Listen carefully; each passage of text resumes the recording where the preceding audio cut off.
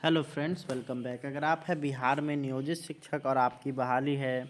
2003, 2005, 2007 या 2010 में, तो आप सभी को यहाँ पे काफ़ी अधिक फ़ायदा देखने को मिलने वाला है, जो कि राज्यकर्मी से संबंधित है। तो जी हाँ दोस्तों, यहाँ पे आप लोगों के लिए एक बहुत बड़ी खबर निकल कर के आ रही है कि बिहार के जितने भी नियोजित शिक्षक हैं जिनकी बहाली को 12 वर्ष या उससे अधिक हो चुका है, तो उन सभी नियोजित शिक्षकों को राज्यकर्मी का दर्जा बिना किसी परीक्षा के दिया जा सकता है। उन सभी जितने भी नियोजित शिक्षक हैं, उन सभी को जो है यहाँ पे अनुभव के आधार पर राज्यकर्मी का दर्जा मिलेगा और इसको लेकर के यहाँ पे सरकार में भी रणनीति बनना शुरू हो चुका है और इसको लेकर के बिहार सरकार में भी यहाँ पे विभिन्न बातें जो है निकल कर के सामने आ रही हैं, जिसमें यहाँ पे नियोजित शिक्षकों के लिए काफ़ी महत्वपूर्ण चीज़ें निकल कर के आई है और आप सभी के लिए यह जो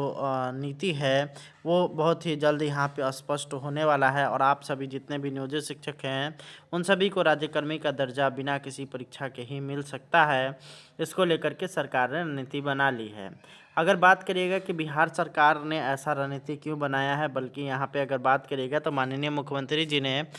2 अक्टूबर के दिन यहाँ पे पटना के ऐतिहासिक गांधी मैदान से ये घोषणा किया था कि बिहार के जितने भी नियोजित शिक्षक हैं उन सभी को जो है एक परीक्षा लिया जाएगा, जिसका नाम सक्षमता परीक्षा या फिर उनके द्वारा जो कहा गया था कि मामूली परीक्षा के आधार पर ही राज्यकर्मी का दर्जा दिया जाएगा। परंतु अगर अभी बात करिएगा तो अभी के स्थिति के अनुसार यहाँ पे उनके द्वारा कहा जा रहा है या फिर यह शिक्षा विभाग से ऐसी खबरें निकल कर के आ रही है जिसमें यहाँ पे शिक्षकों को बिना किसी जो है परीक्षा के ही राज्यकर्मी का दर्जा दिया जा रहा है। तो इसको लेकर के कई सारे बातें हैं, जिसमें से यहाँ जो सबसे पहली जो प्रमुख बात है वो है नियोजित शिक्षकों का जो है, अगर बात करिएगा जो परीक्षा लेने की एजेंसी जो निर्धारित है वो है बिहार बोर्ड। बिहार बोर्ड की व्यस्तता, जिसमें यहाँ पे बिहार बोर्ड की अगर बात करिएगा तो बिहार बोर्ड अभी जो है इंटरमीडिएट और मैट्रिक की परीक्षा को लेने में यहाँ पे बिजी है और आप लोग का जितना भी अगर बात करिएगा यहाँ पे जो चीज़ें हैं उसमें यहाँ पे आप लोग को पता ही है कि बिहार में जो मैट्रिक और इंटर के जो परीक्षा का जो डेट है वो अब फाइनल हो चुका है और अब जो है बिहार बोर्ड उन परीक्षा की तैयारी में लग चुका है। यहाँ पे अगर बात करिएगा कि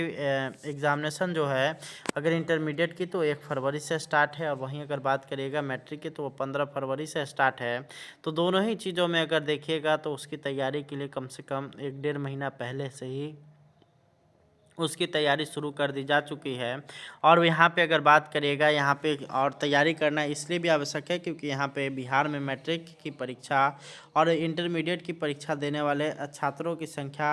28 लाख के आसपास है और 28 लाख यहाँ पे छात्रों का जो है यहाँ पे भविष्य उसमें अटका हुआ, तो जिस कारण से बिहार बोर्ड को उसकी तैयारी करने में काफ़ी समय लगने वाला है और उसके लिए यहाँ पे जो है दिसंबर, जनवरी, फरवरी ये 3 महीना परीक्षा के नाम जाने वाला है। तो वहीं अगर बात करिएगा मार्च महीना, तो मार्च महीना कॉपी चेकिंग और उसके बाद रिजल्ट तैयार करना वगैरह में जाने वाला है।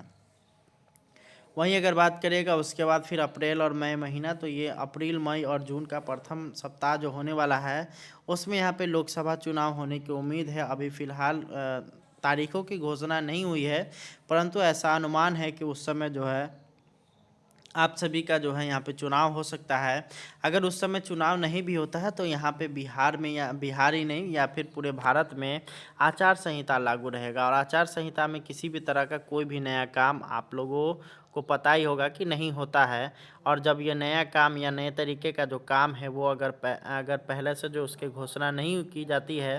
तो उसको जो है यहाँ पे नहीं लिया जा सकता है और उसको जो है नहीं पूरा किया जा सकता है चुनाव के समय के आसपास। और वैसे भी आप लोग को पता ही है कि यहाँ पे चुनाव जो है इस बार बिहार के मुख्यमंत्री नीतीश कुमार के लिए जो है यहाँ पे काफ़ी महत्वपूर्ण है और उनके लिए जो है यहाँ पे सारा कुछ उनका दांव पर लगा हुआ है। और वहीं अगर बात करिएगा उनका ये भी एक मंशा है कि शिक्षकों को इस चुनाव से पहले पहले राज्यकर्मी का दर्जा दे दिया जाए ताकि इस आने वाले चुनाव में उनको जो है कुछ लाभ मिल सके और शिक्षक उनको वोट कर सके। और वो जो स्थिति तभी बनेगा जब वो जो है बिना किसी परीक्षा के ही राज्यकर्मी के घोषणा करे। और ये भी यहाँ पे एक चीज़ है कि अगर वो बिना किसी परीक्षा के राज्यकर्मी का घोषणा करते हैं तो इसमें यहाँ पे शिक्षकों को, शिक्षक के साथ साथ माननीय मुख्यमंत्री बिहार को भी यहाँ पे फ़ायदा होने वाला है, क्योंकि इससे क्या होगा कि शिक्षकों में उनकी साख बनेगी और उनके द्वारा जो है यहाँ पे ऐसा लगेगा जैसे वो कि शिक्षक के हित में खड़े हुए हैं, जिस वजह से वो जो है यहाँ पे शिक्षकों के बीच पॉपुलर होंगे और उनको जो है अधिक से अधिक वोट मिलेगा और उनका जो सपना है प्रधानमंत्री बनने का, वो शायद पूरा हो सकता है। तो इसको देखते हुए और उसको ध्यान में रखते हुए पुराने जितने भी नियोजित शिक्षक हैं उन सभी को राज्यकर्मी का दर्जा अब बिना किसी परीक्षा के मिल सकता है। यानी कि वैसे शिक्षक जिनकी सेवा काल 12 वर्ष या उससे अधिक हो चुका है, तो उन सभी को जो है बिना किसी परीक्षा के ही राज्यकर्मी का दर्जा मिल सकता है। और वहीं अगर बात करिएगा जिनकी भी सेवा 12 वर्ष या उससे कम है, तो उनके लिए क्या होगा? तो उनके लिए यहाँ पे क्या हो सकता है कि उनका जैसे-जैसे 12 वर्ष होते जाएगा, उस तरह से उनको जो है यहाँ पे राज्यकर्मी का दर्जा मिलते हुए चला जाएगा और वो सभी जितने भी नियोजित शिक्षक हैं, वो धीरे-धीरे कर के राज्यकर्मी बनते चले जाएँगे और यहाँ पे उनकी जितनी भी परेशानियाँ हैं, वो उसके बाद ये दूर होती रहेगी। तो ये सारा चीज़ें यहाँ पे निकल कर के आ रहा है। अब हम लोग थोड़ा-सा बात कर लेते हैं बिहार के जो नियोजित शिक्षक हैं उनके राज्यकर्मी के दर्जा की। तो इसकी जो घोषणा है वो 15 अगस्त के दिन माननीय मुख्यमंत्री जी के द्वारा ऐतिहासिक पटना के गांधी मैदान से किया गया था, जिसमें उनके द्वारा कहा गया था कि जैसे ही यहाँ पे बीपीएससी टीआरई 1 की परीक्षा जो है संपन्न होगी, उसके बाद नियोजित शिक्षकों को राज्यकर्मी का दर्जा देने की जो है यहाँ पे प्रक्रिया शुरू हो जाएगी और उनको भी सरकार से जोड़ने का प्रयास किया जाएगा। उसके बाद कई बार माननीय मुख्यमंत्री जी ने फिर से दोबारा दोहराया। उसके बाद इसी बीच 11 अक्टूबर के दिन यहाँ पे एक विशिष्ट शिक्षक नियमावली आया, जो कि यहाँ पे आप लोगों के लिए जो है एक तरह से कह लीजिए कि प्रथम प्रारूप था और जिस पर आप लोगों से आपत्ति मांगा गया था। जिसके बाद नियोजित शिक्षकों तथा अन्य शिक्षा प्रेमियों के द्वारा उस पर जो है अपना अपना आपत्ति दिया गया और उसके बाद फिर इस नतीजे पे पहुंचा गया कि अब जो है वो नियमावली पूरी तरीके से उसमें सुधार वगैरह जो भी करना था, वो भी यहाँ पे सुधार हो चुका है। अगर बात करिएगा कि उसमें जो है कौन-कौन चीज़ों पे जो है सबसे ज़्यादा यहाँ पे बात करिएगा कि कौन-कौन से चीज़ों पर सबसे ज़्यादा यहाँ पे आपत्ति आई थी, तो उसमें यहाँ पे विशिष्ट शिक्षक नाम पे आपत्ति आई थी। उसके अलावा यहाँ पे बिना किसी परीक्षा के राज्यकर्मी का दर्जा देने की बात आई थी। साथ ही साथ ऐच्छिक स्थानांतरण, प्रमोशन वगैरह जो भी बहुत ही दिनों से रुका हुआ है, उन सभी चीज़ों के लिए जो है यहाँ पे बातें आई थी और पूर्ण रूप से राज्यकर्मी बनाने की बात आई थी।